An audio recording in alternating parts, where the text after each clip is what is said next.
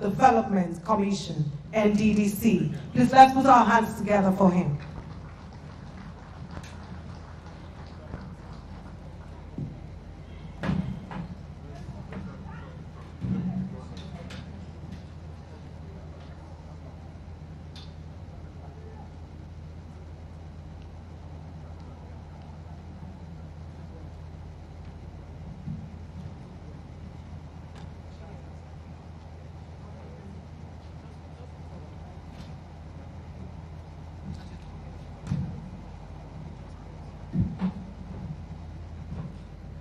Thank you very much.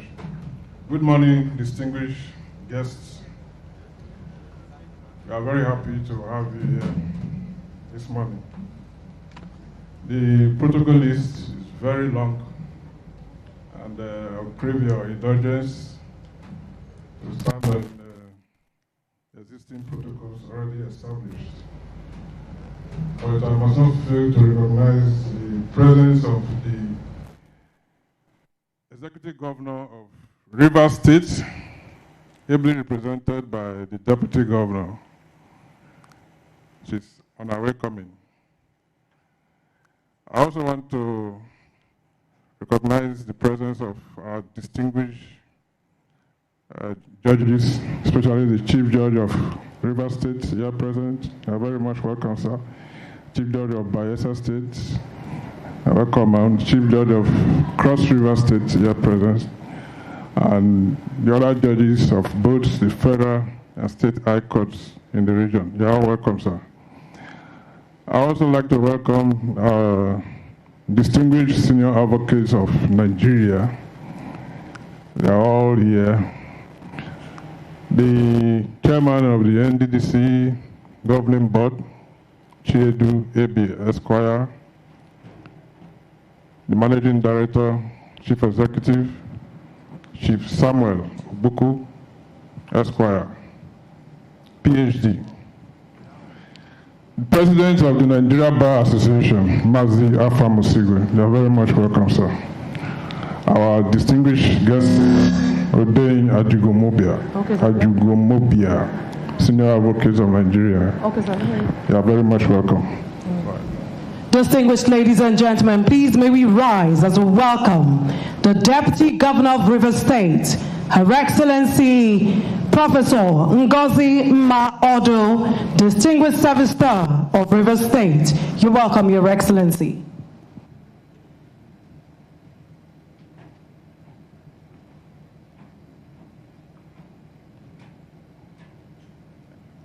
Your Excellency, you are welcome. I'm very honored to have you in our midst. Thank you very much, man. On behalf of the Directorate of Legal Services of the Nddc, I very warmly welcome our distinguished guests, delegates, and all participants to the 2026 Law and Development Summit, holding here at the EUI Event Center, Port Harcourt, Rivers State. I feel distinctly honored and privileged that we have been able to convoke this crucially important summit after 18 years when we last held this summit. Permit me to place on record my immeasurable gratitude to the entire members of the 7th Governing Board of the Commission,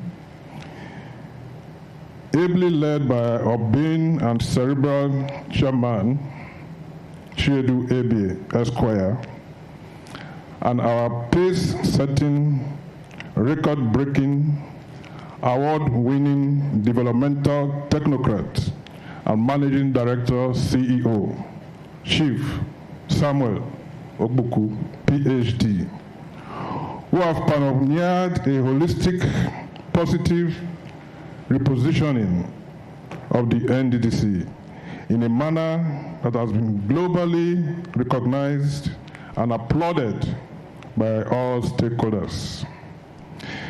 Recall that at the 65th Annual General Conference of the Nigeria Bar Association in Enugu, the MD CEO pledged the commitment of the Nddc towards partnering with the legal community as key stakeholders in fostering the development of the region and the country. This summit is a part of the reaffirmation of that commitment.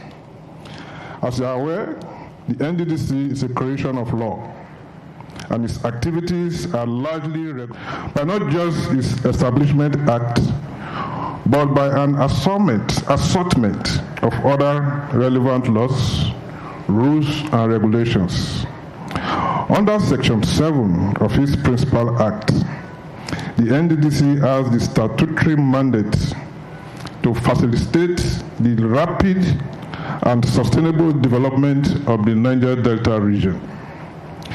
The summit seeks to provide a strategic platform for policymakers, legal practitioners, development experts, traditional institutions, environmental advocates, academia, civil society organizations, and stakeholders within and outside the Niger Delta to critically examine how law, governance, policy implementation, and institutional accountability can serve as effective tools for sustainable regional transformation. The Niger Delta region remains one of the most resource-endowed regions in Africa, contributing significantly to Nigeria's economic survival through oil and gas production. Despite this enormous contribution, the region continues to grapple with a number of challenges that underscore the urgent need for a stronger legal and institutional framework capable of promoting equitable development, environmental justice, economic inclusion, peace building, and sustainable resource management. We have carefully chosen as the theme of this summit the role of law in driving sustainable development in the Niger Delta, in recognition of the crucially important place of law in solidifying the developmental work being carried out by the NDDC. Now to the theme of this conference, the role of law in sustainable development. Sustainable development refers to development that meets the needs of the present generation without compromising the ability of future generations to meet their own needs. The law plays a central role in actualizing this objective through enforcement of environmental standards, protection of human rights and community interests, regulation of natural resources, promotion of transparency and accountability, encouragement of investment and economic growth, conflict resolution and peace building, and strengthening democratic governance and institutions. The Niger Delta experience demonstrates that where laws are weak, poorly enforced, or undermined by corruption and institutional inefficiency, development becomes unsustainable and conflict-driven. Conversely, where the rule of law prevails, development thrives. Now we're going to take a brief look at some relevant Nigerian laws supporting sustainable development. 1. The Constitution of the Federal Republic of Nigeria, 1999. The Constitution remains the supreme legal framework for governance and development in Nigeria. Now, key provisions. Section 14(2) subsection B declares that the security and welfare of the people shall be the primary purpose of government. Section 16 mandates the state to harness national resources for the common good and promote economic prosperity. Section 20 imposes a duty on the state to protect and improve the environment and safeguard water, air, forests, and wildlife. While under Chapter 4, it guarantees the fundamental human rights, including rights to dignity, life, and property. These constitutional provisions impose legal and moral obligations on government institutions and corporate actors to ensure environmental protection, equitable distribution of resources, infrastructural development, and protection of host communities. Number 2, we're going to look at the Niger Delta Development Commission Establishment Act 2000 as amended. The establishment of the Niger Delta Development Commission itself represents the legislative acknowledgement of the developmental needs of the region, objectives of the Act, formulation of policies and guidelines for the development of the Niger Delta, implementation of projects in transportation, health, education, agriculture, housing, and industrialization, tackling ecological and environmental problems arising from oil exploration, liaising with oil-producing companies and communities for sustainable development. The Act serves as a legal foundation for coordinated regional planning, development, intervention, and community integration. The Petroleum Industry Act 2021. The Petroleum Industry Act is one of the most transformative laws in Nigeria's oil and gas sector. Significant provisions: establishment of the host community development trust, community participation in oil governance, environmental remediation obligations, corporate accountability mechanisms, transparent management, opportunities for host communities to benefit directly from petroleum operations while encouraging peace, environmental responsibility, and local participation in development. Act. This law mandates environmental assessments before major industrial or developmental projects are undertaken. The importance of this law: prevents reckless environmental degradation, promotes environmental sustainability, encourages stakeholder participation and transparency. Oil exploration or legacy projects within the Niger Delta ought to comply strictly with environmental impact procedures to reduce pollution and protect livelihood. The Oil Pipelines Oil Spill Detection and Response Agency (NOSDRA) Act establishes mechanisms for oil spill detection, response, and environmental remediation.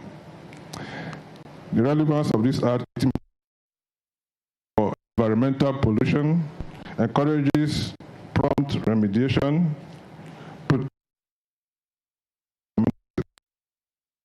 Information Act 2011.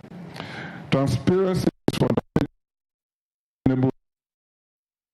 The Act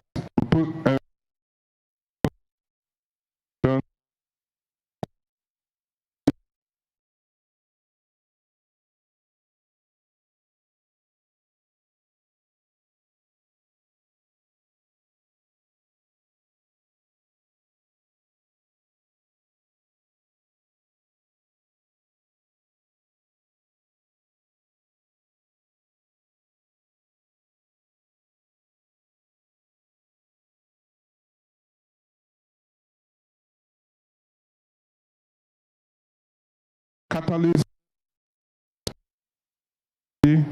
environmental protection, institutional governance, peace building, and economic transformation. We have assembled some of the most experienced and distinguished minds and voices within and outside the country to address issues relating to Niger Delta development from the perspective of effective laws and its direct relationship to sustainable development. From the keynote to the plenary and the 4 breakout sessions, we have curated the summit in such a way that touches on various contemporary aspects of sustainable development.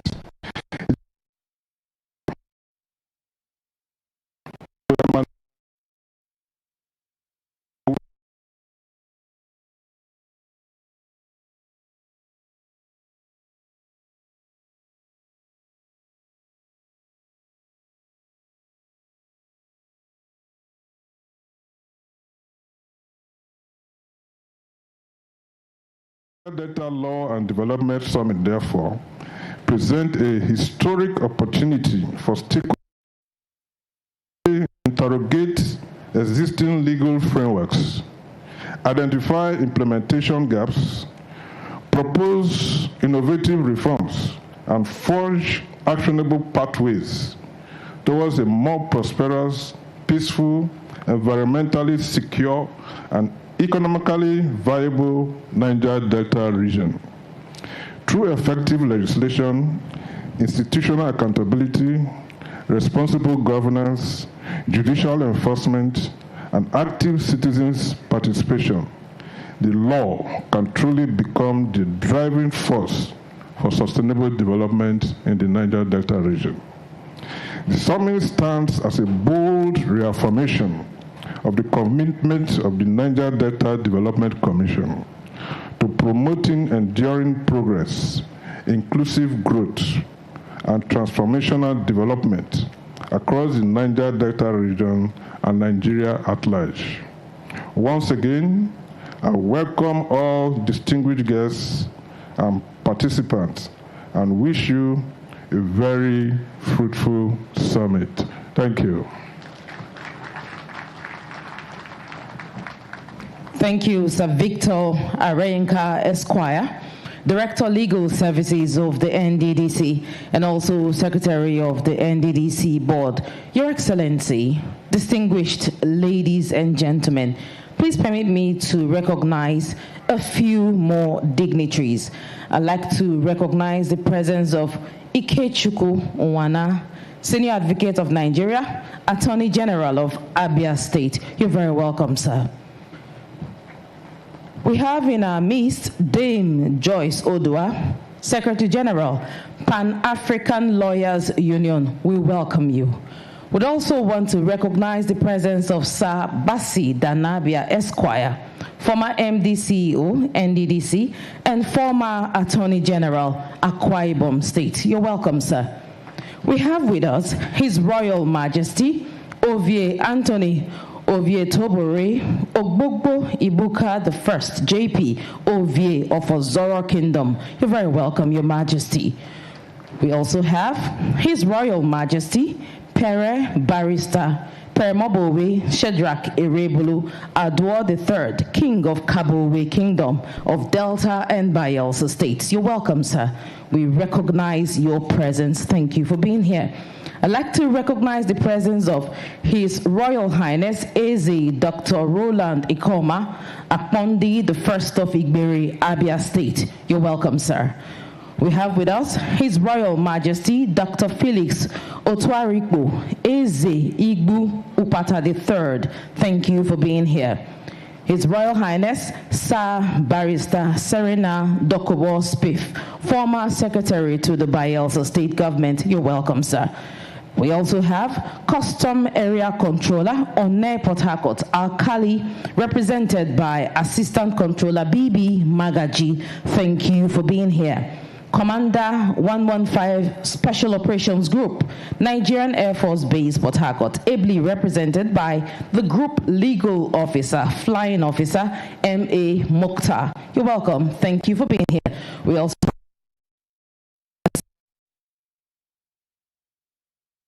Nigerian Navy Ship Pathfinder, Commodore M.I. Raji. We thank you for being here.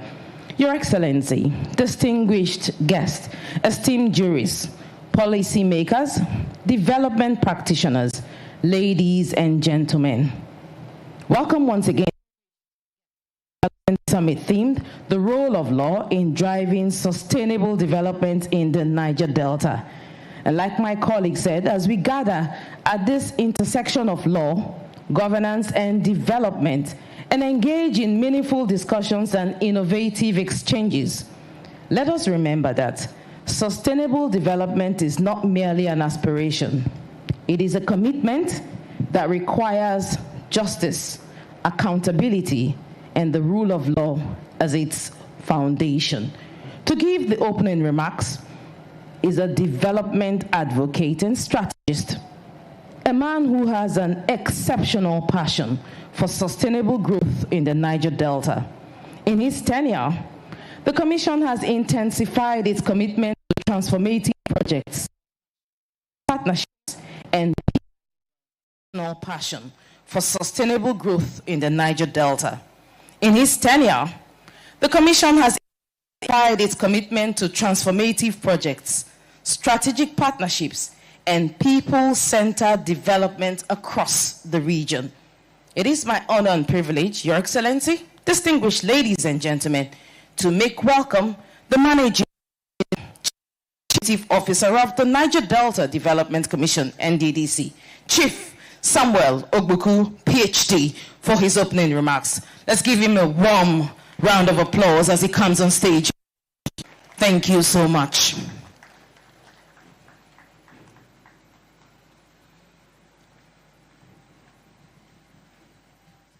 Deputy Governor, Professor Odu, the Chief Judge of Rivers State, the Chief Judge of Bayelsa State, the Chief Judge of Cross River State, other representatives of their various chief judges, the President of the Nigeria Bar Association, our guest speakers, keynote speakers, traditional rulers. Let me specially recognize the chairman of the governing board of the Nddc, other members of the governing board of the Nddc, lawyers that are here, directors of Nddc. Please, before I say permit me to rest on the well-established protocol, I must also recognize the leader of PANDEV and his team that is here present.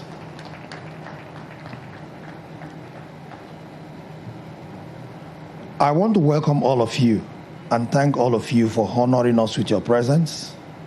Your presence here is very, very important. It is at a point that we all need to talk to ourselves, reevaluate our jurisprudence, and also the laws that govern us. Not only the law that governs the Nddc, but we as a society. Law is very, very important in every society because without law, we'll go back to the state of nature. And that was why in our philosophy, the theory of the social contract, John Locke and Thomas Hobbes talked about their various theories, how man lived in the state of nature where it was lawless, where it was all about survival of the fittest and jungle justice. And today, man is living in a civil society guided by laws. But even the laws that man is being guided with, those laws are also tailored towards specific societies. That is why when you look at the Lockean theory of social contract, you can see it reflects the American democracy. But the Hobbesian philosophy of social contract reflects that of the British democracy, where the Leviathan cannot be questioned and the Leviathan remain ultimate. But if we ask ourselves, what is our own philosophical foundation of our body of laws? We take a little from here, a little from there to make our laws. That is why sometimes we have laws, but it seems we are lawless. So this is an opportunity for us to form kind of laws tailored to suit us. We as people of the Niger Delta, we have a special environment and a special geographical and ecological environment where we have challenges, both environmental and lack of development. So we must assess these things and also look at our laws to know how do these laws impact on our development. Here, we're here to look at law and development as in this summit. I want to tell us that sometimes, if we look at some of our laws, various states have their own amendments of their kind of laws, especially their criminal laws. But we must also look at how some of these laws affect us and hurt us as a people. Because one thing I know too well, today we see IOCs divesting from onshore to offshore, and sometimes they're even divesting their assets to the local operators. We ask ourselves, how much do the local operators have to fund crude oil production, which is the bane of our economy? You find out that most of the oil companies that are buying of the asset from the IOCs, they don't really have that capacity, but the IOCs have no choice than to leave. One of the major problems why the IOCs are also leaving is not only because of pipeline vandalization, it's also because of the judgments that come from the courts. Sometimes the IOCs, they feel, apart from the tax they are paying, sometimes they get judgments from courts that make them to pay heavily for compensations. And they feel they are spending so much, they are at loss, so they have to leave, go far away from our communities. But we must also know that it is also hurting us, because you find out that even Owando, that's even just bought Ajib, you find out that most of our children, our sons and daughters, are being dropped, they are being laid off because they don't have the capacity to carry all of them. So you see, this thing is also a two-way thing. So I think we must also look at the way of also managing national interest, knowing what is national interest and knowing what is our own personal interest. The law is there to protect everybody. The law is there to guide and regulate society. The communities need to be protected. The government need to be protected. Everybody need to be protected, but we must also have an equilibrium on how this law will serve all of us. However, for us in Nddc, we know that the importance of this kind of discourse is very, very important to our own development and our own operations, because we also need to be advised. For the first time, bringing legal luminaries together, judges, professionals in one room to also talk about law and development. Because as an interventionist agency, we believe law is very, very critical to our development. Because without law, there will be indiscipline. And when there is indiscipline, there will be no development. So law, development, and security are all intertwined. So for us, this is very, very important. This discussion is very, very important to all of us. This summit is very, very important to us as a commission. For us as a commission, we have moved from where we were before, which we all know in this room, to where we are today. I want to thank all of you for all your support as stakeholders by encouraging us to get to this level. We have transited from transactional management to a transformational management. Today, most of our transformational projects are very, very glaring for all of us to see. These projects and these are born out of policies. These policies are also guided by laws.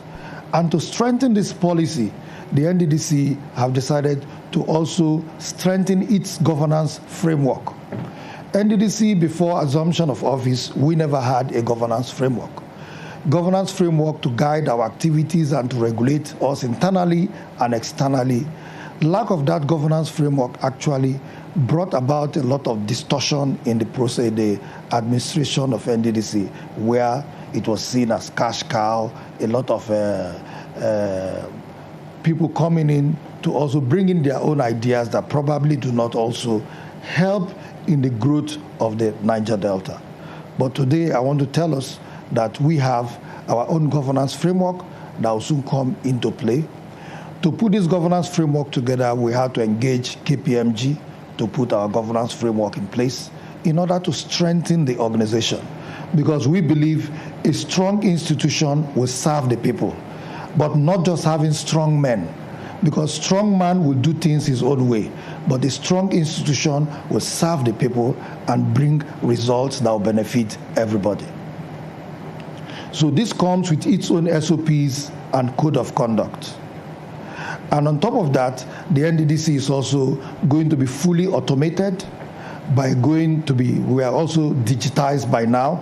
We are going to be fully automated anytime from now. That process is on. Some directorates are already digitized, but the full automation will soon take place after the training of the staff for them to understand the processes.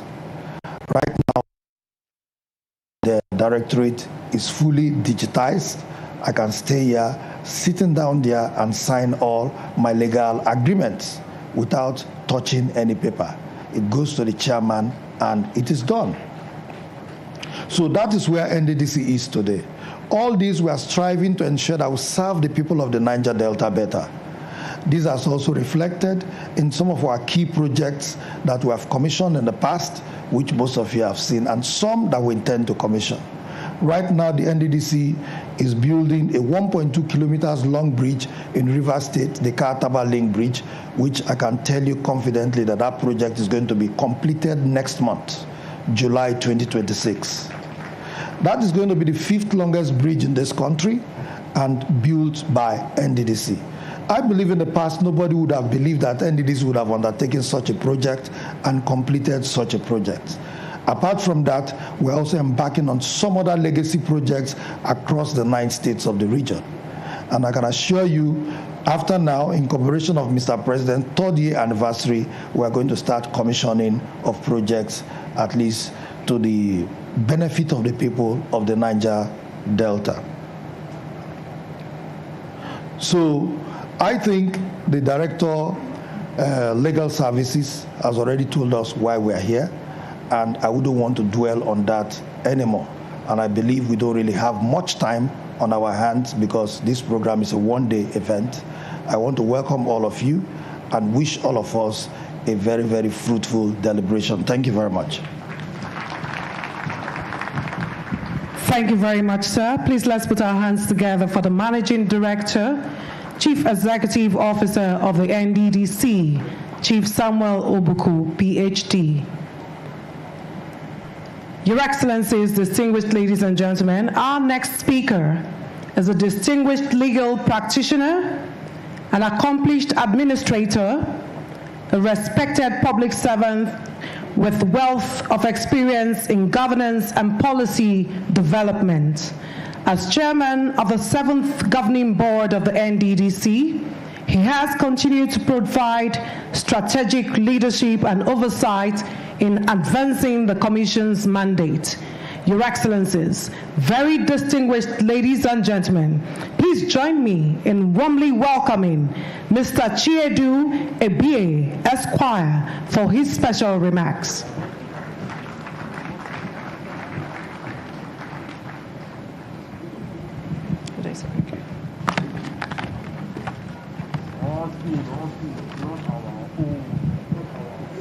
The Governor of Rivers State, very well and ably represented by Her Excellency the Deputy Governor, Professor Odu.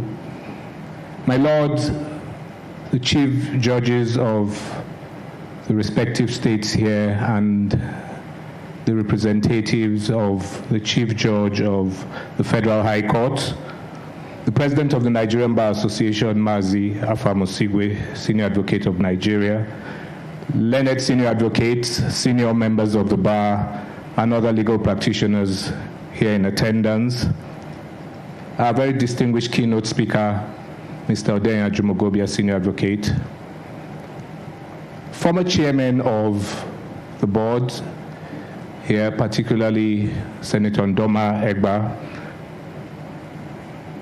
Your Majesties, the traditional rulers, Pandev and the team of Pandev officials here, my colleagues on the board of Nddc, and I would like to especially recognize Dr. Ruben Abati, our guest moderator, who is here with us, gentlemen of the press, distinguished ladies and gentlemen.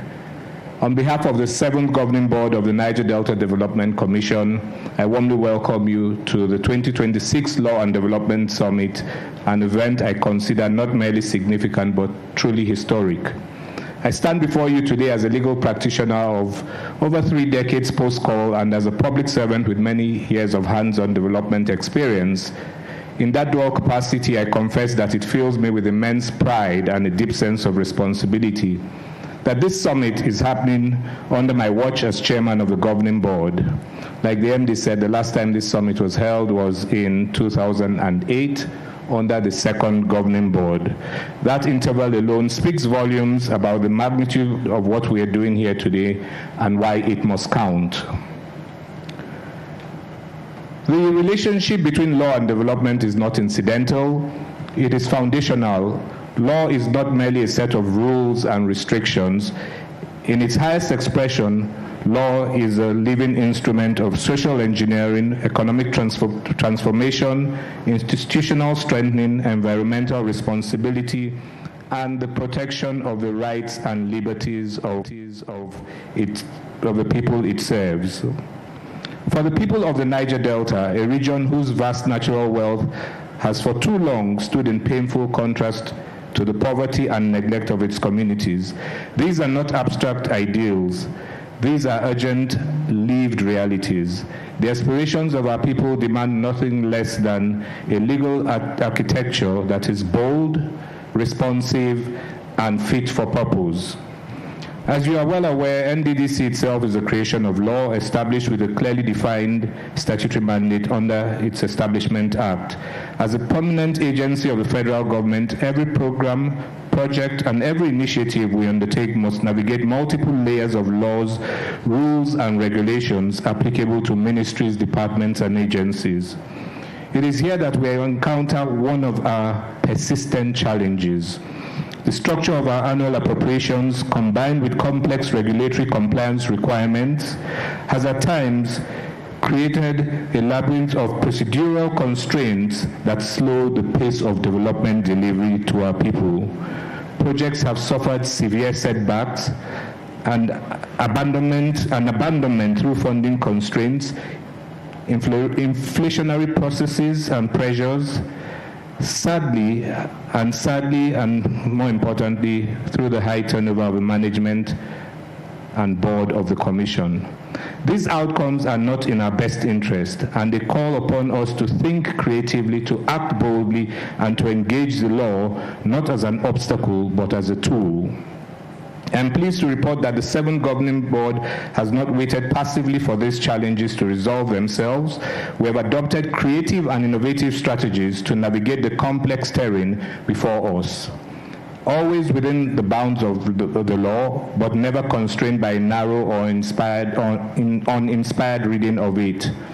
We have repositioned the Commission's operations, strengthened internal governance processes, and more importantly, like the MD highlighted, automating our processes to ensure that our service delivery is quickened and much shorter. The theme, the role of law in driving sustainable development in the Niger Delta, is not only timely, it is transformative in its ambition.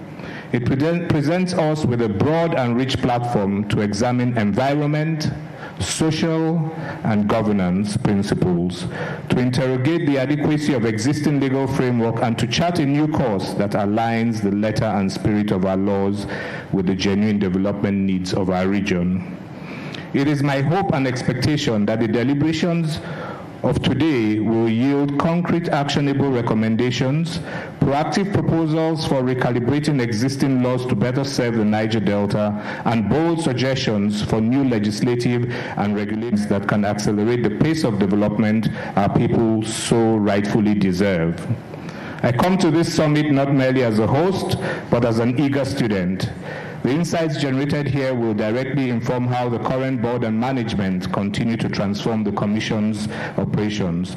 More than that, they will leave a lasting legacy and a template for future administrations to build on.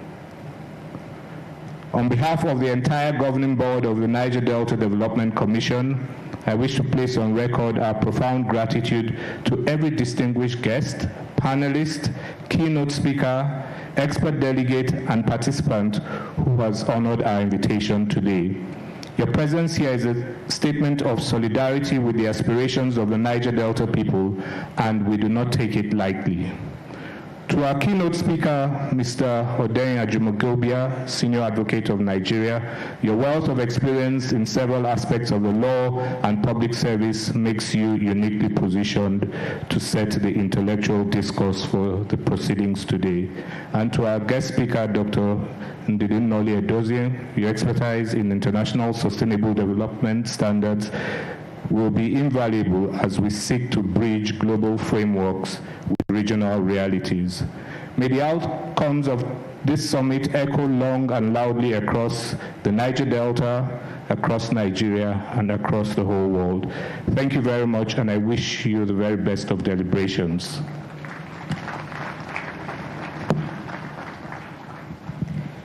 Thank you to Chairman 7th Governing Board of the Nddc. Let's put our hands together for him again, please.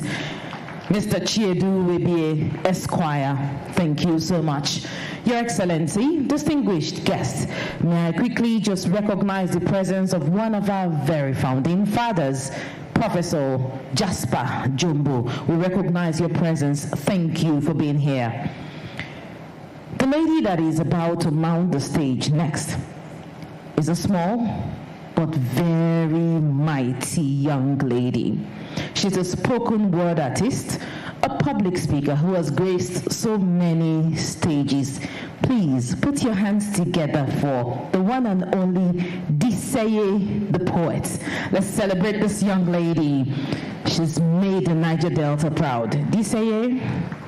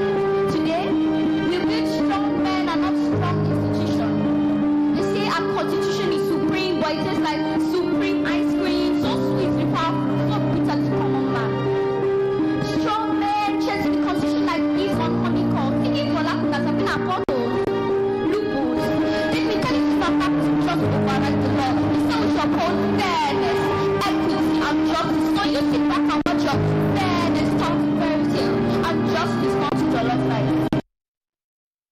Constitutional leaders, respect for the rule of law, who act towards a noble vision and act with authenticity and honesty, not sycophants who parade themselves as leaders, who use the peculiar problems of their communities to satisfy their selfish ends. So it is okay to see that this okay generation is don't listen to your lies, so don't listen to our cries.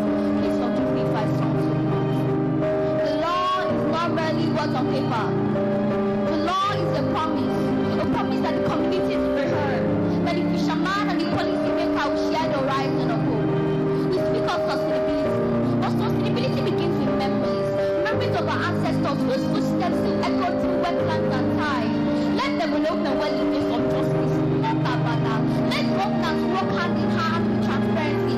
Let the opportunity reach every child in the hills of Kalakala, to the deep oceans of Koloma, to the mountain hills of Obudu, to the wetlands of Arobu. Every child, every dream is more than a resource, but is vested on the conviction that the law is not a passive instrument, but an active driver of sustainable.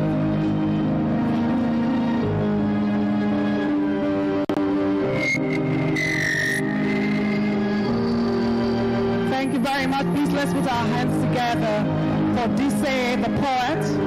She has delivered her spoken word poetry, Wetlands of Hope. Thank you very much.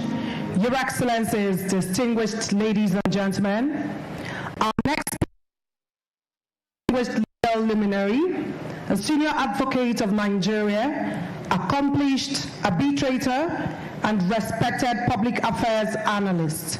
He has served the Nigerian Bar Association in several key capacities, including Chairman and General Secretary, and currently serves as President of the Nigerian Bar Association.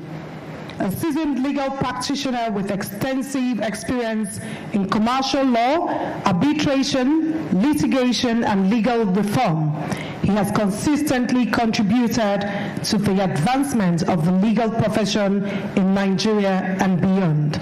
Your Excellencies, distinguished ladies and gentlemen, please join me as we welcome to deliver his goodwill message, Mazi Afam Osigwe, Senior Advocate of Nigeria.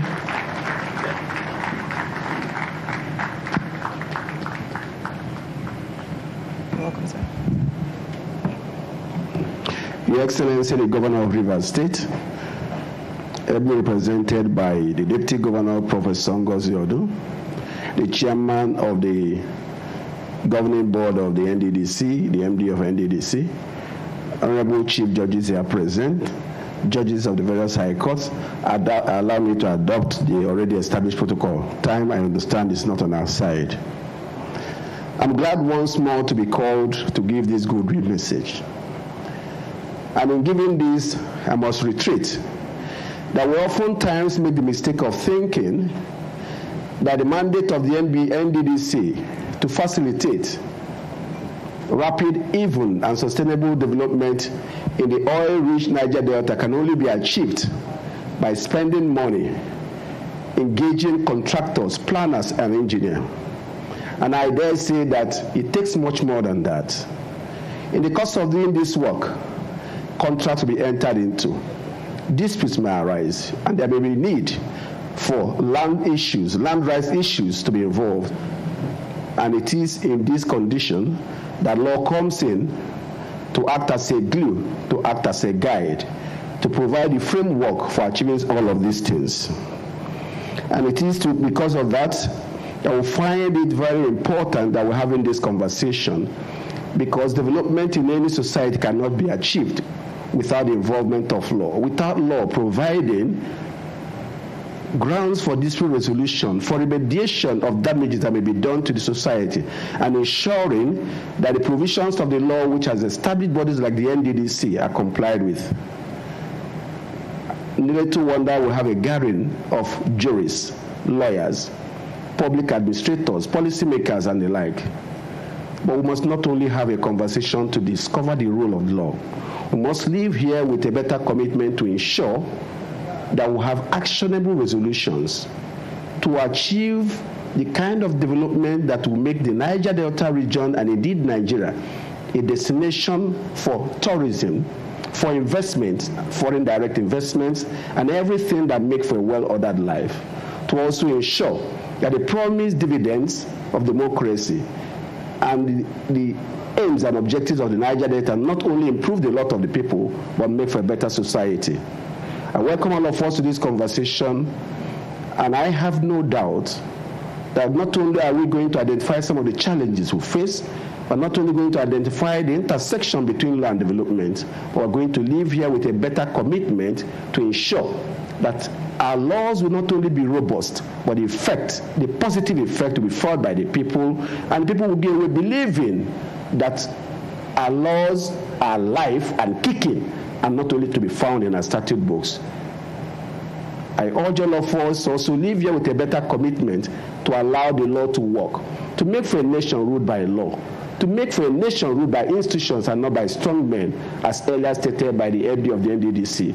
And I welcome us to this summit, hoping that the impact of this summit will be felt many years, even long after we are all gone. Thank you all so very much. Thank you so much, MBA President Mazi Afam Osigwe Esquire. Thank you. Your Excellency, distinguished ladies and gentlemen, please permit me to recognize the presence of the Executive Director Projects of the Nddc, Sir Victor A.T. Mantai, PhD. You're welcome, sir. We also have here with us Executive Director Corporate Services, Otumba Honorable Ifedayo Sunday Abegunde. You're very welcome. He's the Asiwaju of Ondo. Thank you so much for being here. Of course, we have members of the governing board, representatives of members of the governing board, representatives of the Nddc governing board here. Senator Dimaro Denyabofa, representing Bayelsa State. You're welcome. Chief Dingba Iruba of Abia State, and also Apostle Abasiandikan Nkono of Akwa Ibom State. Thank you. To move on with the goodwill messages, may I respectfully invite George Ero Esquire, former Director Legal Services of the Niger Delta Development Commission, Nddc. George Ero Esquire. Let's put our hands together for him, please. Thank you so much.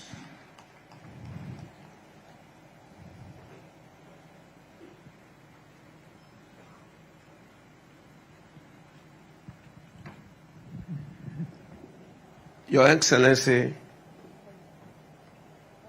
representing the Governor of Rivers State, the Chairman, board members, distinguished guests, please permit me to stand on existing protocol. I came in from Abuja especially for this summit because it's very important. I want to congratulate my brother and colleague, Barrister Victor Arenka, for finding it fit that after 18 years that this conference is taking place. In fact, the fact that it has not taken place also shows the kind of the internal issues, like the MD said, that have been resolved. I was Director of Legal Services for 10 years, from May 2005 to September 2015, about 10 years. And in that 10 years, you can imagine, I served 6 substantive MDs and 3 RTMDs. And if you do the calculation, knowing fully well that by the establishment law, the act of NDDC, an MD or a chairman is to stay 4 years. So you can imagine that calculation. I served with 6 MDs, 3 RTMDs. So when I saw I was going to call Arinka when he said 7 board. And I said, we see number 7. I now remember that there's another one we call continuing board, the continuation board. I want to believe, just like the MD said, I like his approach. And that's the approach I want this conference to take. The Niger Delta is different from other parts. What has been the issue? Just like the NBA president said, and I want to align with him also, this conference must look at, for me, the key issue is not that maybe we don't have enough regulations. It's the implementers. This conference, we must look at it, this talk, this discussion, so that people will don't live here when people come in future, after now. I can tell you for a fact, as the Director of Legal Services, that was at the beginning of all this problem, that how did we have all this problem? It was people simply trying to give the act their own private interpretation. The act will state one thing, somebody will be arguing. Let me give you a quick example before I come down. A chairman of the board once called me to his office. He said, George, Director of Legal Services, he said, are you advising your MD to cooperate with me? I said, yes, I'm doing so. He said, no, you are not advising him. I said, I'm doing so. He said, you are not. He told me, quoting him, he said, have you told your MD that I, the chairman, I am the board and the board is me? I said, sir, I have not said so. He said, you see. He said, I said so. He said, you are not advising him well. He said, I said so. And he was with 3 other board members. Out of the 3 board members he was with, 2 of them were lawyers. And then he now turned to me again. He said, Director, can you tell me why you have not advised the MD that? I said, with due respect, sir, because it's not true. I said, you are not equal to the board, and the board is not equal to you. The board is made up of 19 members then, and the chairman is to coordinate. And he fled up. So with issues like that, and he had before him, the Nddc had marked with virus, tried to tell me. But for me, what was sad from that encounter was that some other people that were with him, they were lawyers, board members. I spotted somebody to say no. So every time you try to give a particular private interpretation, then we have this problem. So how can we have sustainable development? I'm surprised when people talk, abandoned projects in Nddc are not. Of course, from what I've said, it's obvious. If maybe within almost every MD or board, they serve maybe 1 month, 1 year and they have 2 years and they don't finish. Of course, any new board that comes, we want to start a new project. Somebody will say, I'm for cassava. Another one come, we are for rice. Another one can say, we are for water hyacinth. And by so doing, there's no sustainable development. So if we want to be frank with ourselves, I'm talking from inside experience now. And I'm quite happy. I must commend the MD and this president. I think this, as far as I can, I was looking at, I think I'm correct. I think this is the board and management that have stayed longest together. I think they're about 3 years now, if I'm not mistaken. Every other one, I doubt whether they have been. So let's appreciate. It's been incredible. And as I'm writing my memos on my journey to Nddc, I say I'll come and talk to Dr. Buku and the President General to find out some other things they did that has brought this kind of harmonious relationship. The simple truth, august guest, distinguished participant, if that law is the bedrock for sustainable development, it should be taken for granted, because without the legal framework, there will be no development. So I want to thank every one of you here, particularly the board and management, for supporting this kind of, I don't think I've witnessed in recent times, apart from MBA conference, whereby we have this number of juries and distinguished lawyers, practitioners, leaders of industry, people into corporate governance under the same roof. And I'm believing God that in a few, when we go, I can't wait to get into most of the panel and then discussion. And then I want to also appreciate the guest, the keynote speaker, because I know somebody I've dealt with before. He knows what is on the ground. So on that note, I want to thank you, and I want to say thank you to Victor for keeping the flag on. Nddc Legal Directorate is an example of where you have sustainable advancement, because there's always, after him, there are many people on the ground that can do the same work. So I want to thank this present board and management for bringing about all this improvement.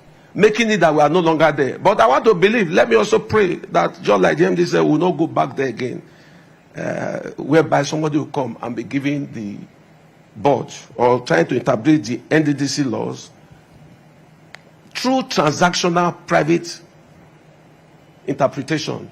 That will not do us well. So we almost always look at the general good of the Niger Delta. So I want to wish us a very happy deliberations and thank you all for honoring this occasion. Nddc family. Thank you very much. Please let's put our hands together for George Aero, Esquire, former Director of Legal Services of the Nddc. Your Excellencies, distinguished ladies and gentlemen, to give his goodwill message, may I respectfully invite the Honorable Justice Simeon Chibuzo Amadi, Distinguished Service Star of Rivers State, Chief Judge of Rivers State. Please let's put our hands together for him. My Lord the Honorable Justice Simeon Chibuzo Amadi, DSSRS.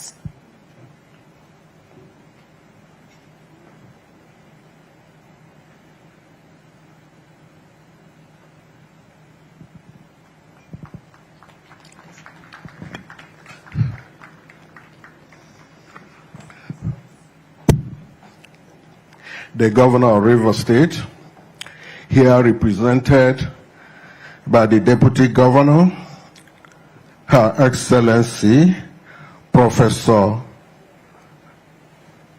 Mma Odo,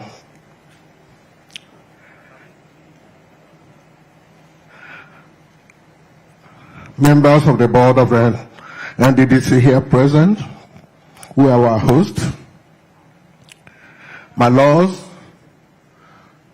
Chief Judge of Bayelsa and Cross River State, and representative of the Chief Judge of the National Industrial Court here present, judges of the various jurisdictions here present, the President of MBA, learned senior advocates of Nigeria here present, your Royal Majesties and Highnesses present here. At this stage, may I stand on the existing protocol. I am indeed honored by the invitation extended to me by the Nddc to be part of the 2026 Niger Delta Law and Development Summit holding here at this event center, Port Harcourt. The Nddc, as the foremost interventionist agency in the region, has made significant difference under the watch of the incumbent Managing Director and Chief Executive of the Commission, Chief Samuel Obuku, PhD, in addressing developmental challenges and facilitating the rapid and sustainable development of the region. The ability of the Commission in convoking the 2026 Niger Delta Law and Development Summit with the theme, I quote, "The role of law in driving sustainable development in the Niger Delta region," clearly demonstrates, in my respectful view, the Commission's new approach designed to address the marginalization and neglect of the region. It's a departure from what had been going on before. We are gathered here in this summit to address a subject that is both complex and urgent, and to interrogate a critical question. How can law and those of us who administer it drive sustainable development in the Niger Delta? The Niger Delta is the economic heartbeat of Nigeria.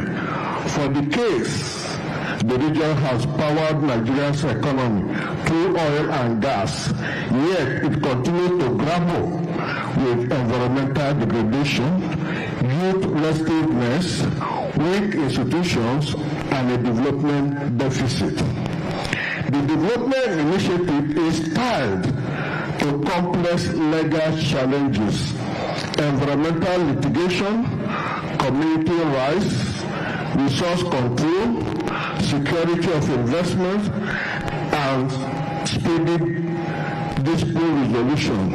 In all this, the judiciary is not a bystander.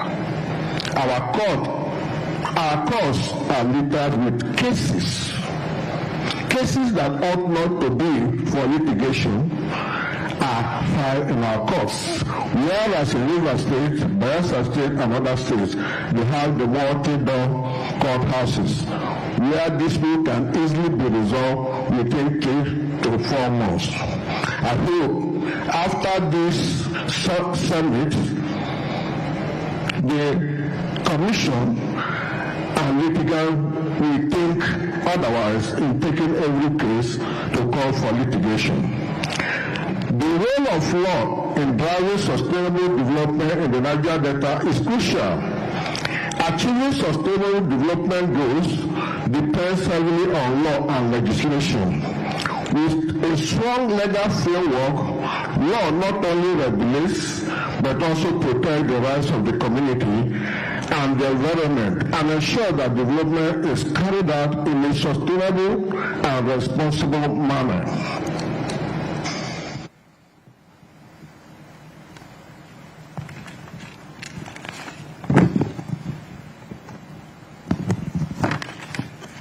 As custodian and guardian of the nation's constitution, the law remains lifeless. It is judges that give life to the law in the exercise of their interpretative jurisdiction. We will therefore, through judicial interpretation, give life to statutes such as the Nddc Act, the Petroleum Industry Act, NOSRA Act, NESRA Act, and so on. By enforcing contracts with arbitration clauses, our court will continue to build investors' confidence. Those of us who administer law will continue to render sound and timely adjudication of environmental and human rights cases and protect our communities and ecosystems. This is because neither the executive nor the legislative arm of government has the constitutional law of interpreting law. This is one way that the judiciary come in, using the law to drive sustainable development in the region. I'm greatly delighted by the choice of the keynote speaker, Honorable Henry Ode Ajumogobia, SAN, OFR, a fine and refined gentleman, an embodiment of all that is virtuous in law, whose career has bridged law, energy, and public service. As Rivers State Attorney General between 2003 and 2007, he was the chief law officer, driving legal reforms in the state. As Minister of State for Petroleum, 2007 to 2010, he drove in deregulating the downstream oil sector and spearheaded the use of law as a tool for economic development and petroleum development. As an expert in international commercial arbitration, Chief Ajumogobia SAN has helped build Nigerians' capacity to handle cross-border commercial disputes. As a man who has sat at the intersection of law and policy, in proving that law is not a spectator in sustainable development, he will, through his insights as keynote speaker today, challenge us to think beyond litigation, to think law as an operating system in driving sustainable development in the Niger Delta region. Consequently, I urge that the discussions that will flow from the theme of this year 2026 Niger Delta Law and Development Summit should produce practical ideas that our courts can apply to advance peace, equity, and sustainable development in the Niger Delta region. Finally, I urge all participants to be very active, contribute meaningfully, and participate actively during the rest of the program. I wish you all a successful and intellectually engaging summit. Thank you very much.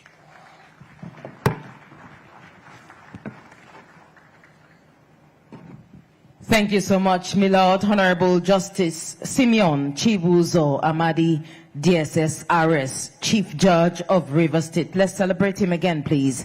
Thank you. Thank you so much. And now we have come to the crux of the matter. It is time for a keynote, and I'd like to respectfully invite a keynote speaker to take center stage. Let's put our hands together for Henry Odeyin Ajumogobia, Senior Advocate of Nigeria, Officer of the Federal Republic, as we read his citation.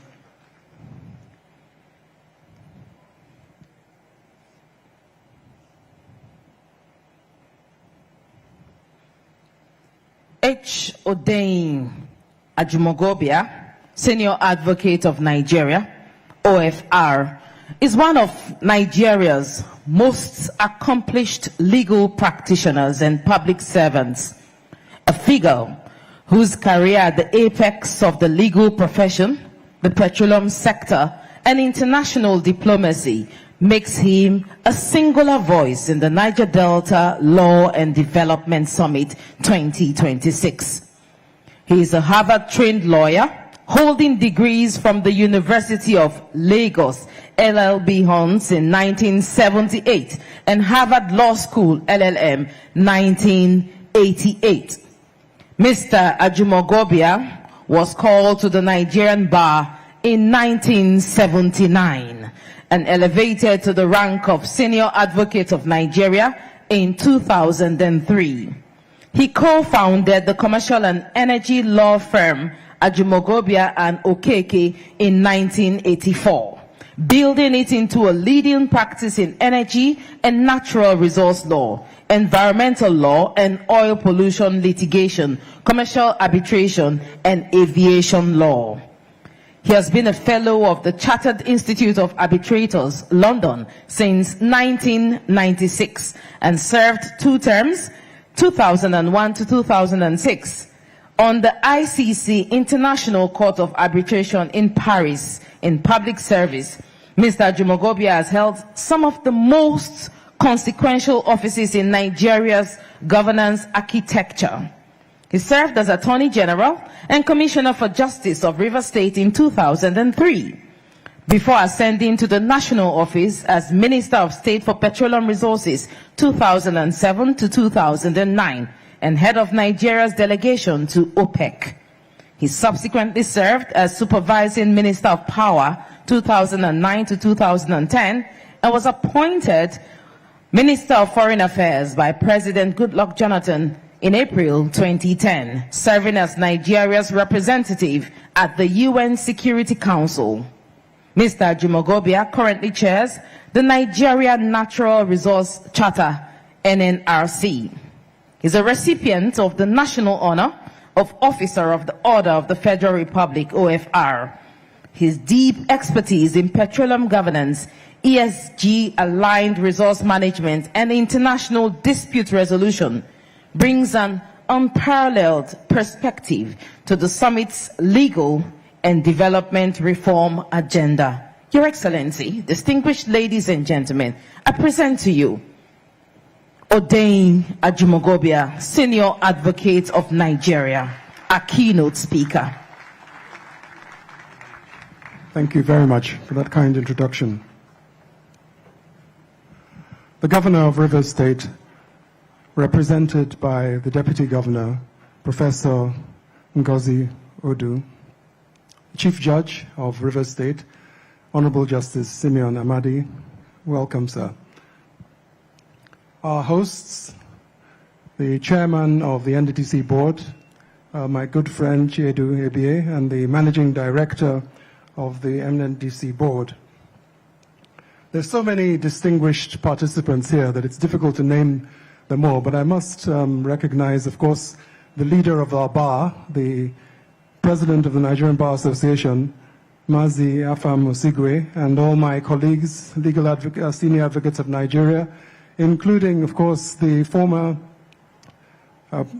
chairman of this Nddc, my friend Victor Ndomaegba, SAN, our Royal Highnesses and Royal Majesties who are here, my learned colleagues, I hereby adopt, and of course the very ably represented chief judges of our judiciary, apart from the Chief Judge of River State, Chief Judge of Bayelsa, Chief Judge of Cross River State, Justice Basi Beme, and I gather the representative of the Chief Judge of the National Industrial Court and Federal High Court, and other justices and judges who are here.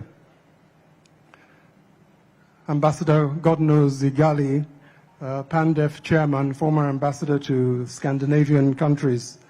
My colleague, I was so glad to hear his name. I haven't seen him since we left the cabinet. Prince Adetunbo Kayode, CON. I'd like to take us back a few minutes to Desiye, and I would like us all to please give her a very, very warm round of applause.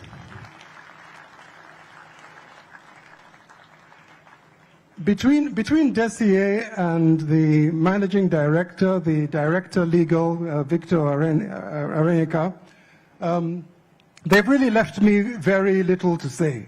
I think they have really covered the ground in delivering a perfect keynote address. But I'm deeply honored by the invitation of the Niger Delta Development Commission to address this distinguished gathering at the Nddc Law and Development Summit 2026.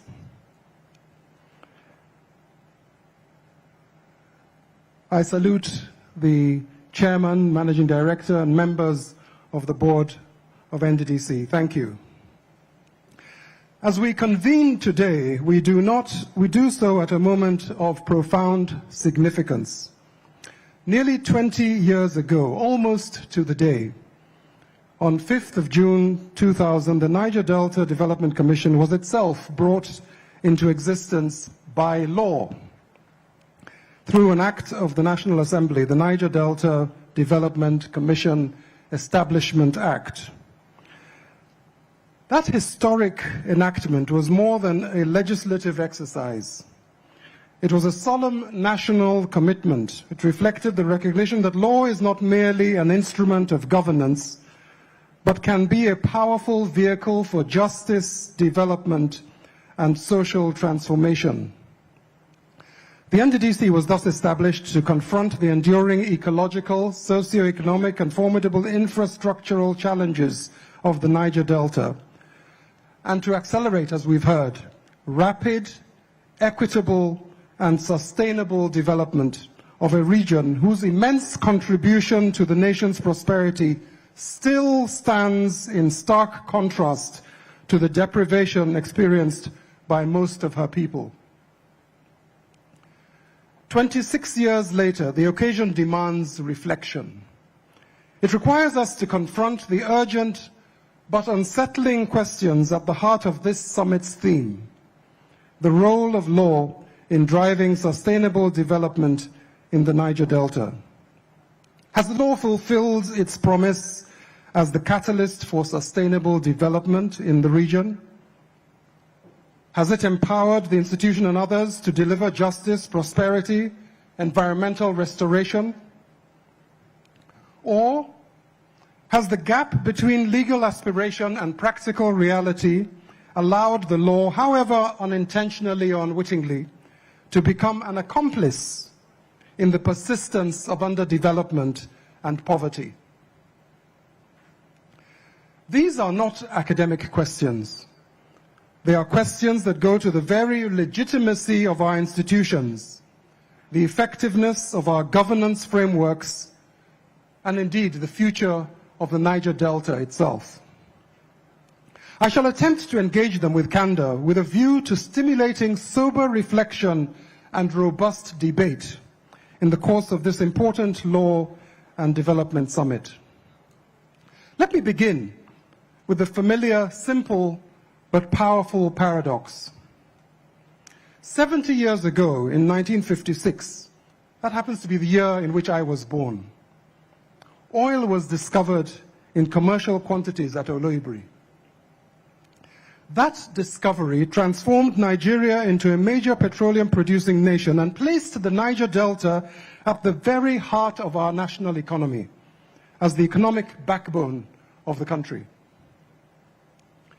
Yet today, this region remains one of the most environmentally degraded, economically marginalized, and socially fragile regions in our entire world. A region that produces the wealth of a nation, but struggles to sustain the well-being of its own people. This paradox raises the critical question about the role of the law in shaping development outcomes and whether legal frameworks can properly and justly reconcile economic growth and prosperity on the one part and environmental sustainability and social justice on the other.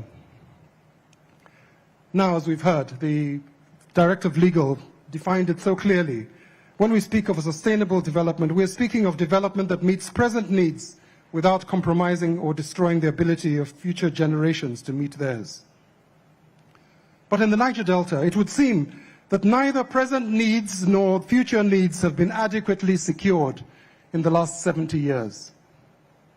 Fisheries have collapsed, farmlands have been poisoned, livelihoods have been destroyed, and in their place we see mass unemployment, poverty, and conflict. Distinguished ladies and gentlemen, law is not merely a set of rules. Law is a governance instrument that functions as a transformative tool or device, or should function as a transformative tool or device. It shapes behavior. It distributes resources. It enforces accountability. It protects the environment and human rights. And when properly designed and effected, it can deliver justice and correct injustice. But when poorly designed or poorly enforced, it can also entrench deep inequality. I would argue, distinguished ladies and gentlemen, that nowhere is this duality of the capacity of law to drive sustainable development or entrench exploitation and inequality more visible than in the Niger Delta. In this context, law extends beyond regulation.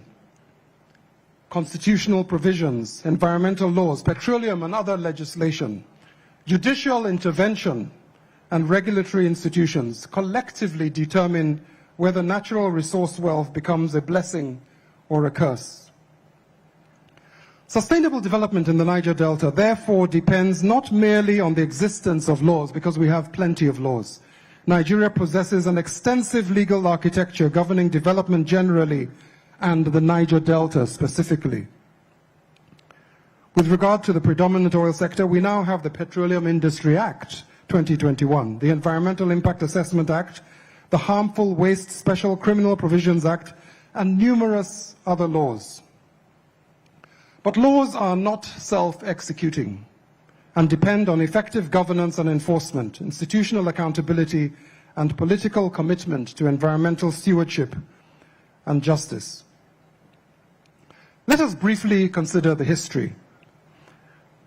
Nigeria's petroleum legal framework evolved from colonial extraction laws such as the Mineral Oil Ordinance of 1914, and later the Nigerian Petroleum Act of 1969 and the Land Use Act of 1978, designed primarily to centralize control and maximize revenue for the colonial administration initially and later for the federal government. They prioritized extraction, they prioritized revenue, but they neglected host community development and environmental protection. And the consequences are visible today. Gas flaring continues to do inevitable oil spills with attendant environmental damage and irreparable harm to inhabitants of the region. Environmental remediation remains weak, and regulatory enforcement has been inconsistent at best. This is not merely an environmental issue. It is a legal design problem. The contrasting experiences of the Niger Delta, one of the world's largest wetlands and biodiversity zones, and two Gulf desert states, Dubai and Qatar, highlight this point. Qatar discovered oil in 1939 and later in 1971 unlocked vast natural gas resources. But here is the critical difference.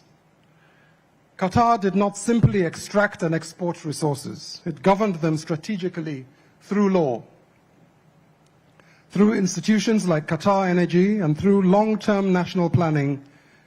Qatar converted hydrocarbon wealth into education, healthcare, infrastructure, and global economic influence. Dubai's own oil discovery, a decade after ours, on the other hand, had even more limited oil reserves. Yet today, Dubai is the global hub for aviation, tourism, logistics, and finance. How? How did this happen? Essentially through commercial law, through investment-friendly regulation, through free zone policies, and through long-term development planning and uncompromising care for its people and the rule of law. The lesson is simple but profound. The decisive factor lies in how legal and institutional frameworks manage natural resources. While the Niger Delta remains trapped in poverty amid abundance, Dubai and Qatar transformed hydrocarbon wealth into instruments of economic diversification, modern infrastructure, education, healthcare, and long-term prosperity. Distinguished ladies and gentlemen, you'd have observed that I have focused on the oil economy. Before oil dominance, the Niger Delta sustained vibrant agricultural and fishing economies built around palm produce, rubber, timber, and aquatic resources. But since the oil boom of the 1970s, crude oil has accounted for most of Nigeria's export earnings and a substantial portion of government revenue. And I think this is responsible for the predominant focus of this address on the oil sector, which displaced investment in other sectors in favor of a sector that simultaneously generated enormous national wealth and local ecological devastation. It is this dependence on oil revenue that has unfortunately shaped Nigeria's legal and institutional structures. A real example of this bias exists in the National Environmental Standards Regulation Enforcement Agency Act, which incredibly excludes oil and gas from its mandate, undermining the entire environmental protection regime. The result reflects the resource curse, where reliance on natural resources weakens broader productivity and institutional accountability. The legal framework also completely weakened environmental accountability and failed to provide adequate remedies for affected communities. This problem was further compounded by the core legal framework of the joint venture structure of Nigeria's petroleum industry for a long time, in which the state, through the Nigerian National Petroleum Corporation, NNPC, functioned simultaneously as both commercial partner to the IOCs and regulator. The resulting conflict of interest further weakened regulatory independence and often transformed environmental activism against international oil companies into perceived challenges to state authority, particularly during successive military governments. Conversely, Dubai and Qatar adopted development-oriented legal frameworks that treated hydrocarbon wealth as a foundation for long-term transformation. Qatar established strong state-controlled petroleum governance, ensuring strategic reinvestment of oil and gas revenues into education, healthcare, infrastructure, sovereign wealth funds, and diversification, right from the start. Dubai similarly pursued legal and economic reforms, developing aviation tourism, maritime trade, finance, real estate through investment-friendly laws, urban planning regulations, and free zone policies. The transformation of both countries illustrates the strategic role of law in sustainable development. Distinguished guests, one of the most telling comparisons is the development of natural gas. Nigeria, despite its vast reserves, flared all its associated gas at one time, and for decades continued to do so, treating it as waste rather than wealth, even after the flare gas prevention and waste pollution regulations were introduced in 2018. By way of contrast, Qatar transformed gas into a global economic engine. Both Dubai and Qatar integrated sustainability into national planning through initiatives such as the Qatar National Vision 2030 and the Dubai Clean Energy Strategy 2050. Ironically, despite their harsh desert environments and limited natural ecology, they developed advanced infrastructure, renewable energy initiatives, and globally competitive economies, while the naturally fertile Niger Delta has remained environmentally devastated and economically marginalized. Even comparable attempts at reform, such as the Nigeria Vision 2020, while ambitious in design with focus on reform, diversification, and sustainability, substantially failed in implementation. And the reasons are familiar. Weak institutions, policy inconsistency. We heard from the former director of legal how he served 5 different chairmen or 6 different chairmen and 3. I had the same experience happened in NNPC. There were, in a period of 10 years, there were 7 GMDs of NNPC. That is not a recipe for consistency. Corruption and lack of enforcement, illustrating that development policies without effective legal enforcement and accountable governance structures cannot produce sustainable development. As I said before, law is not self-executing. Distinguished guests, ladies and gentlemen, still on gas, and this is because gas is the key to prosperity. It's gas that is going to give us power. It's gas that's going to give us cooking gas. It's gas that's going to give us so much that alleviates poverty. That's why I chose Qatar, because the time frame is similar to ours. Qatar developed LNG infrastructure from the 1980s onward and emerged by the mid-1990s as a global dominant LNG exporter. Revenues were systematically reinvested into, as I've said, infrastructure, transportation, education, healthcare, and industrial diversification. Let me come to Nigeria. Nigeria liquefied natural gas project in Bonny followed a much slower trajectory despite Nigeria's earlier hydrocarbon discovery. Although associated gas, and for those who are not informed, associated gas is the gas that comes out when you drill for oil. It's an inevitable byproduct of drilling for oil.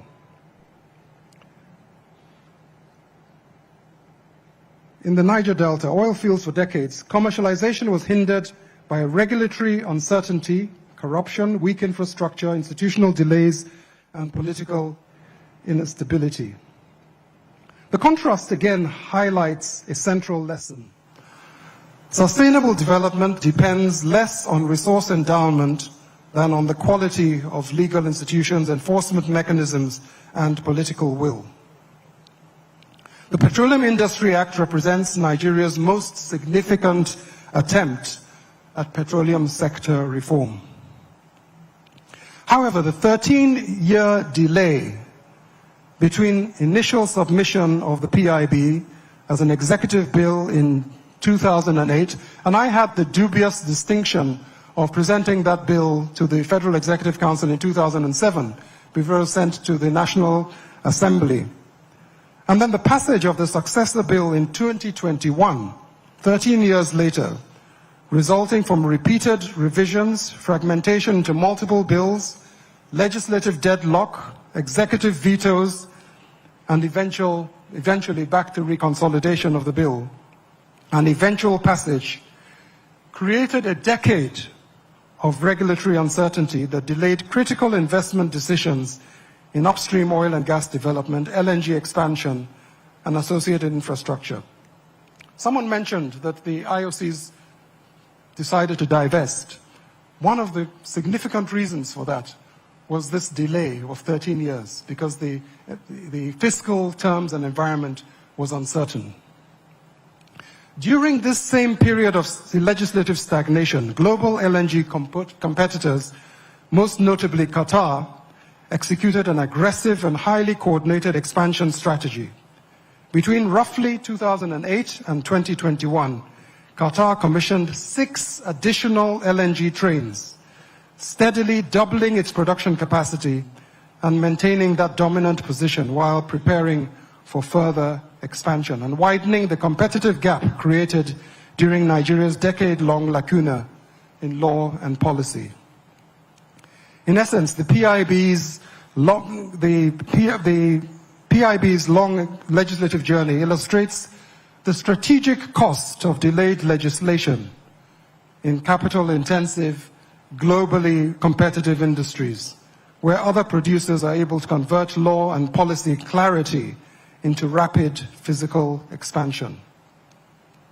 Still, it remains a significant attempt at petroleum sector reform. The Act seeks to modernize the industry, improve regulatory efficiency, address host community concerns through host community development trusts. However, concerns remain regarding implementation, transparency, accountability, and whether the reforms are sufficient to transform the development realities of the Niger Delta. I believe that for law to drive sustainable development effectively, petroleum governance in Nigeria must still undergo further radical transformation. The law must no longer function primarily as a revenue extraction mechanism, but as a developmental governance tool grounded in environmental justice, intergenerational equity, sustainability, and equitable benefit sharing. These principles must be embedded directly into statutory objectives rather than left to policy rhetoric.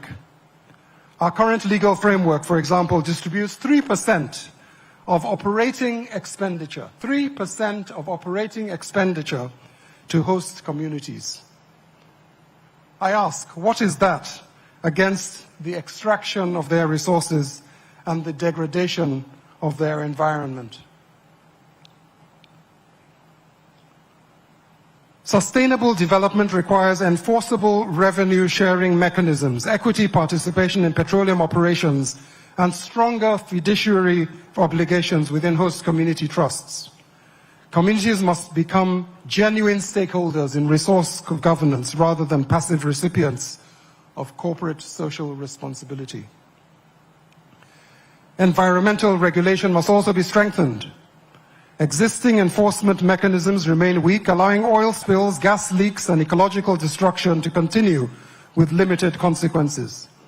Making environmental rights justiciable would also transform environmental protection from a discretionary administrative concern to an enforceable human right, closely connected to the rights of life, health, dignity, and livelihood. A strict liability regime for environmental harm would further ensure that operators remain legally responsible regardless of fault. A leak from a rusted 50-year-old pipeline.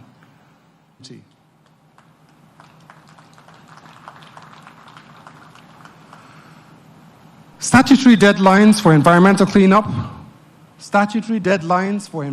cleanup, and not leaving it entirely to the pace and whims of the operators. Real-time monitoring systems and specialized environmental courts. My Lord, the Chief Judge of River State talked about the burden that they're given. It's a huge problem. Why not have specialized courts. Or petroleum tribunals would also improve accountability and access to justice. Regulators such as the Nigeria Upstream Petroleum Regulatory Commission should possess stronger enforcement powers and greater institutional independence. The importance of effective enforcement was illustrated in the recent Bodo oil spill litigation. In 2008, devastating oil spills polluted rivers and destroyed my river state, wiping out fishing livelihoods. Through determined legal action against Shell at the time, the community secured a substantial compensation, I believe it was £55 million, and drew global attention to environmental devastation in the Niger Delta. The case demonstrated that even where institutions fail, the law can still become a powerful instrument of environmental justice and accountability. But one might ask, why was it an English court that gave that judgment? I believe that gas flaring remains one of the clearest examples of legal failure in the region. Nigeria has repeatedly extended deadlines for ending gas flaring without meaningful enforcement. And it's back to what I said before, that the legal structure is focused on extraction and revenue. And to stop gas flaring, you have to stop oil production. And if you stop oil production, you stop revenue. And so let the gas be flared and let people contract all sorts of diseases in the region. Sustainable development requires an absolute statutory prohibition of routine gas flaring backed by punitive carbon taxation and mandatory gas capture infrastructure before production approval. Incentives for gas to power projects, LNG expansion would replicate aspects of Qatar's successful gas monetization model while reducing environmental damage. A further important institutional dimension in the governance of the Niger is the role of our hosts, the Niger Delta Development Commission, Nddc, itself, and the constraints that it faces. I would suggest that its limitations are not merely administrative, but structural. The Nddc operates within a fragmented governance architecture characterized by overlapping mandates between federal institutions, state governments, private sector actors engaged in corporate social responsibility, CSR and ESG initiatives, as well as a proliferation of NGOs. Rather than functioning as the central coordinating body, the Commission has often become one layer, albeit a significant one, within a crowded institutional ecosystem where responsibilities are diffused and accountability is unclear. This has produced patterns of duplication in some communities where multiple actors implement similar projects while other oil-producing areas remain substantially neglected. More critically, the reliance on ESG, CSR-driven interventions by multinational oil companies and others has further complicated the governance landscape. Such projects, while often presented as development contributions, are inherently discretionary, non-binding, and fragmented in design. They are not anchored in enforceable complementary legal obligations or integrated development frameworks. Within this context, Nddc has naturally struggled to assert itself as the effective coordinating institution that it should be. Challenges such as inconsistent funding, political interference, corruption allegations, and weak project monitoring have further constrained its capacities, such as inconsistent funding, political interference, corruption allegations, and weak project monitoring have further constrained its capacity to deliver long-term transformative development. Consequently, instead of consolidating developmental efforts, the Commission has often reflected the same institutional weaknesses it was created to solve. Nonetheless, it is necessary to recognize the efforts of the current board and executive management of the Nddc under the leadership of its able chairman and CEO in attempting to reposition the Commission within a historically difficult institutional environment. recent initiatives aimed at improving project execution, financial discipline, regional engagement suggest a commitment to more effective developmental intervention, even though enduring structural and governance challenges that will continue to constrain the Commission's overall impact. Unless this summit comes up with some new suggestions that transform the role of the NDDC in the Niger Delta and give it that central and important coordinating role. This experience reinforces a broader legal and governance lesson. The creation of interventionist agencies by law alone cannot deliver sustainable development in resource-dependent regions without a coherent, enforceable legal framework that clearly defines roles, ensures accountabilities, integrates federal, state, and private sector responsibilities under the purview of the development agency.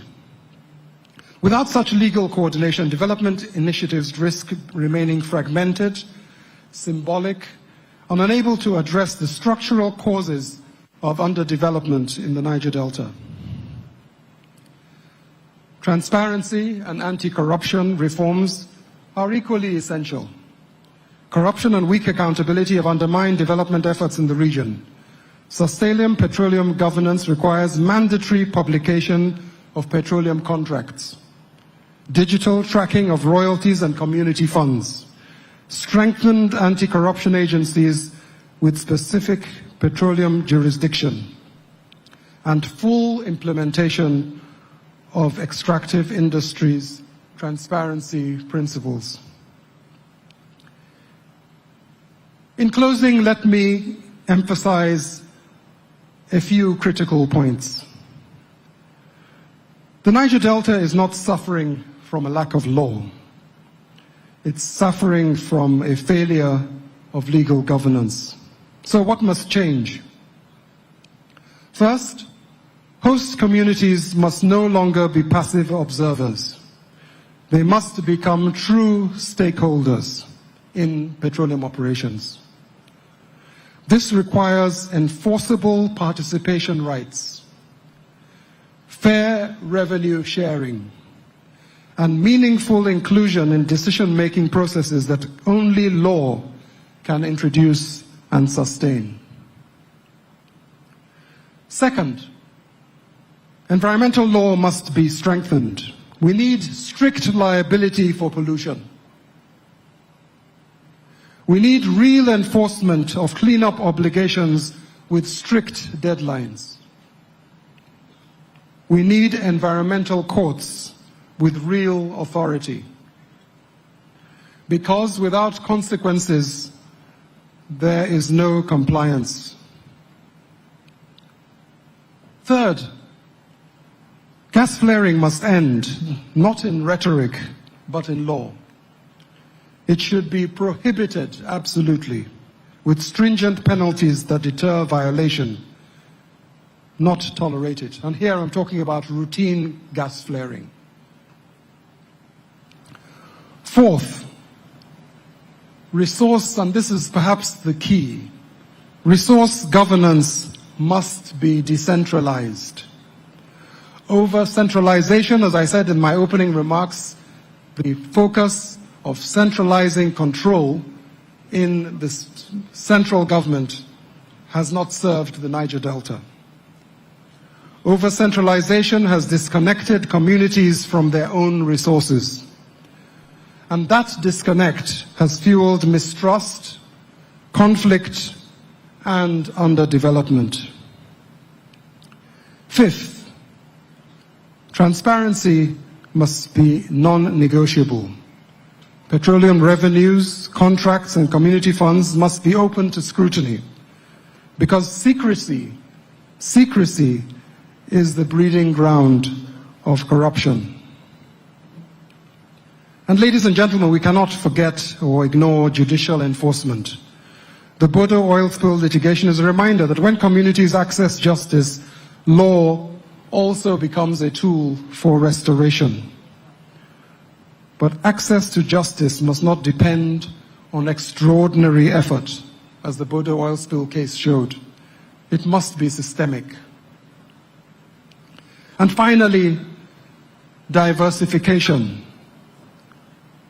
The Niger Delta is not only oil. It is agriculture. It is fisheries.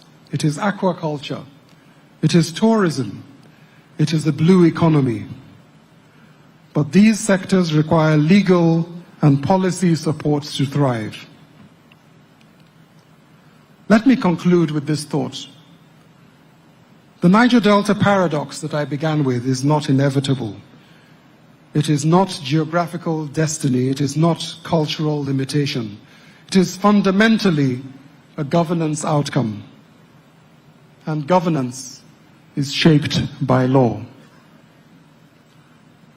My closing reflection is that ultimately the Niger Delta paradox demonstrates that resource abundance without effective legal governance can deepen inequality and environmental destruction. Law remains the most important instrument through which sustainable development can be achieved in the region. If properly conceptualized, and I hope in the plenary, in the working committees, that some of this will be taken apart and we can look at what laws need to be reviewed to be able to achieve these outcomes.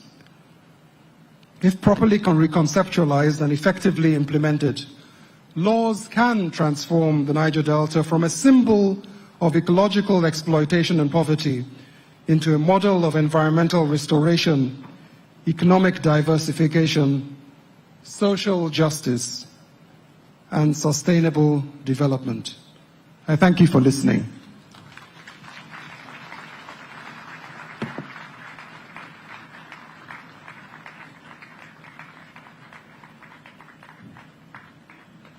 Thank you very much. Please let's put our hands together for our keynote speaker, H. Odain Ajumogobia, SAN.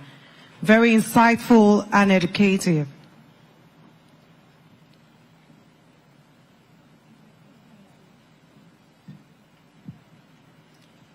Your Excellencies, distinguished ladies and gentlemen, next to speak is our guest speaker.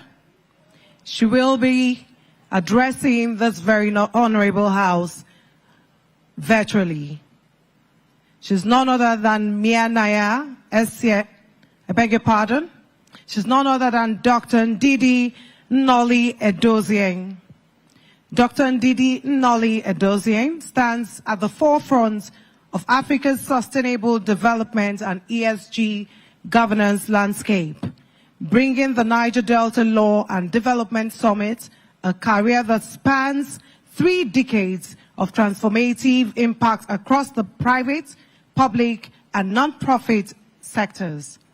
As Africa's representative on the International Sustainability Standards Board of the IFRS Foundation, Dr. Nnolli Edozieng contributes to the architecture of global sustainability reporting standards, a work of direct consequence for Nigeria's extractive industries, listed companies, and the emerging ESG regulatory framework that must govern Niger Delta operations. Her engagement with IFRS S1 and IFRS S2 positions her uniquely to speak to the intersection of international disclosure norms and African development realities. Dr. Nnolli Edozieng founded the Growing Businesses Foundation in 1999, pioneering scalable social and environmental impact models in partnership with global corporations including Unilever, Coca-Cola, MTN, Diageo. As the former Group Chief Sustainability and Governance Officer of Dangote Industries Limited, she embedded sustainability culture, thinking and reporting across 14 African countries. Leveraging her proprietary 7 pillars methodology, a framework she developed through her doctoral research in Frankfurt. to build enduring governance structures across the continent's largest private sector conglomerates. A committed educator, Dr. Nolim Edozie has taught sustainability, ethics, and social entrepreneurship at the Lagos Business School and Darmstadt University in Germany. She has co-founded multiple enterprises, including Rising Tide Africa, reflecting her conviction that multiple enterprises and multiple businesses, innovation, and social purpose are inseparable imperatives for African development. Her participation in the Niger Delta Law Development Summit represents a singular opportunity to channel global ESG standard-setting experience into the legal, legislative, and institutional reform agenda that the Niger Delta urgently needs. Your Excellencies, distinguished ladies and gentlemen, I present to you Dr. Ndidi Noli Edozie, our guest speaker.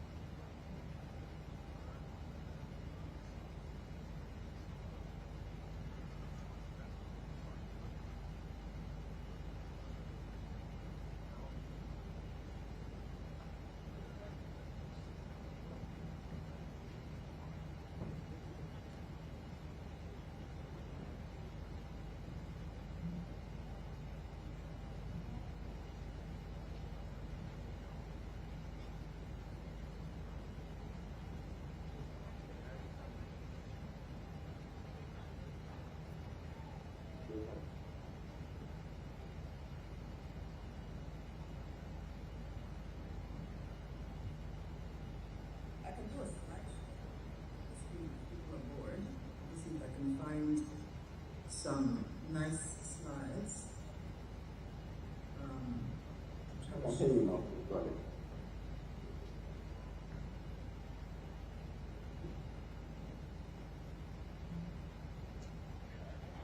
Please go ahead. You can hear me now? Yes. You can hear me in the hall now?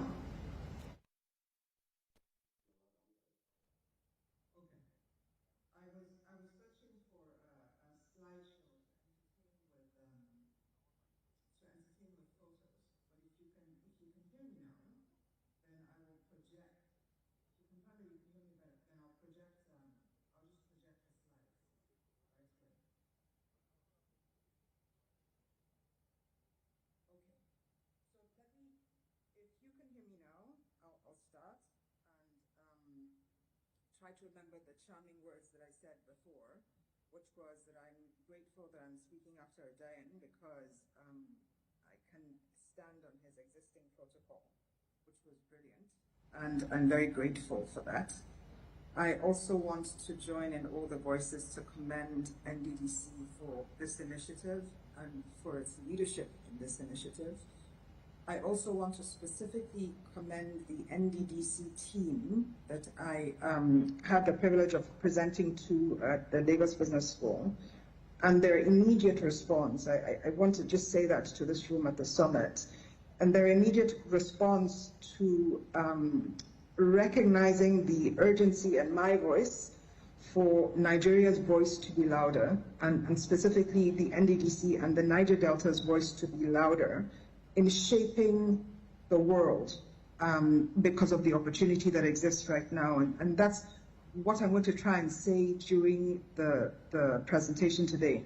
There are a whole bunch of slides at the end which are educational material, so I will fly through the last set of slides, but it's just so that when you get the slides, there are QR codes and you can read more or pass it on to others. And what I have done is I've actually created slides here just to try to explain the points I want to make in context so that it brings the reality home and speaks to the topic that you've kindly asked me to speak to. So all due protocols observed. Thank you to the leadership in the room for inviting me, and thank you also for the privilege to represent Nigeria and represent Africa, and in fact represent the Global South on the International Sustainability Standards Board of the IFRS Foundation. Just because, you know, it's such an important time, and I'll try and explain that with my slides, and then I'll jump off at the end and just say a few concluding words. So let me try to project the slides now. I don't know if you can see them. If I can just get a thumbs up or a confirmation that you can actually see the slides.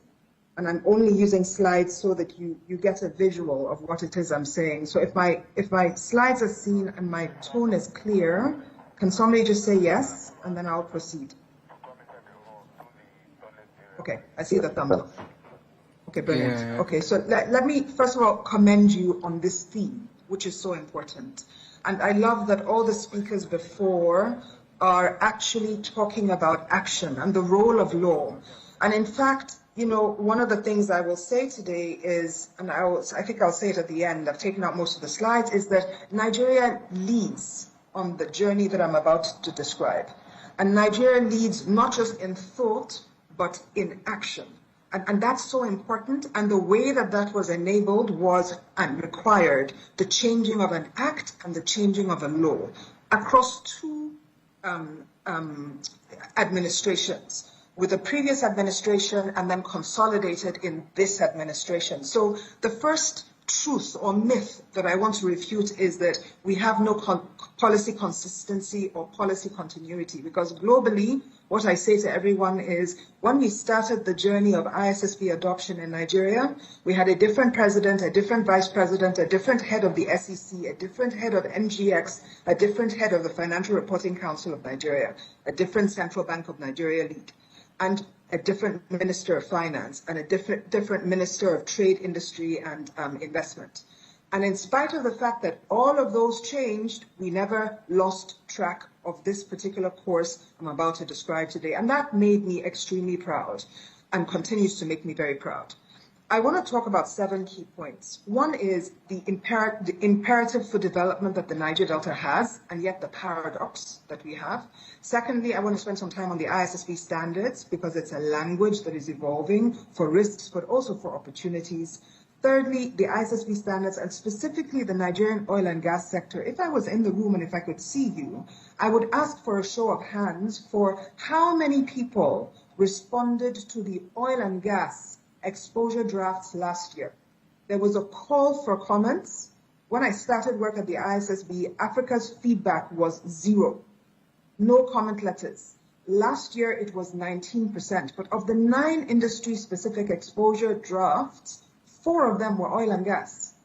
I wonder how much of the oil and gas community, how many of us in the room responded to this exposure draft to try to give input globally on what we need. Because if we don't speak up and shape the standards, we're not going anywhere. I will try to highlight as a fourth point some of the voices we got from emerging markets and developing economies, including Africa. 19% of the comment letter were from Africa. Also, I will talk about bridging global standards with the realities of the Niger Delta, which is what you asked me to speak to. I'll talk about the upcoming exposure draft on agriculture and power, because I think this is a major opportunity to lean in and act, and I will close with an Nddc call to action, because I think we need to elevate Nigeria and Africa's voice further in standard setting, and I think we have a big opportunity to do so here. I'm mindful that I only have 40 minutes, and so I'm going to speed a little. Because Odea has done such a good job here, I'm not even going to spend any time here. I'm telling you what you already know. I'll tell you a little bit about the ISSB standards and global passporting and why the ISSB standards are important, and because they're putting sustainability-related information in the form of risks and opportunities into general purpose financial statements, which is information that investors are asking for. So technically speaking, right now, when an investor wants to give you money, they will ask for your financial statements, but that is just a fraction of the information that they require. What the ISSB is doing now is building the sustainability-related risks and opportunities that I'll talk about into general-purpose financial statements so that it's one set of accounts that are decision useful for investors, but also cost-effective for preparers. These are the first two standards we've published. The first one is overall sustainability-related risks and opportunities. The second one is climate-related. And I hear you talk about ESG, environmental, social, and governance. I don't mean to make your life harder, because to me it isn't. I think it's a great opportunity, but nature is coming next. And human capital is coming as well. But nature is going to become an exposure draft by October.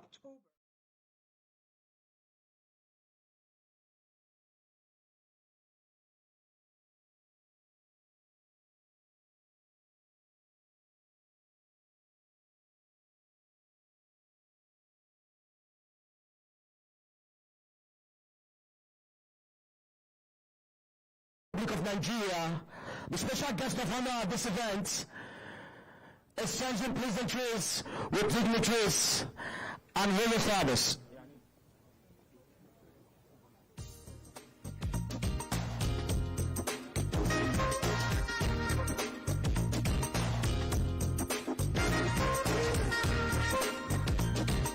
Our very beloved Vice President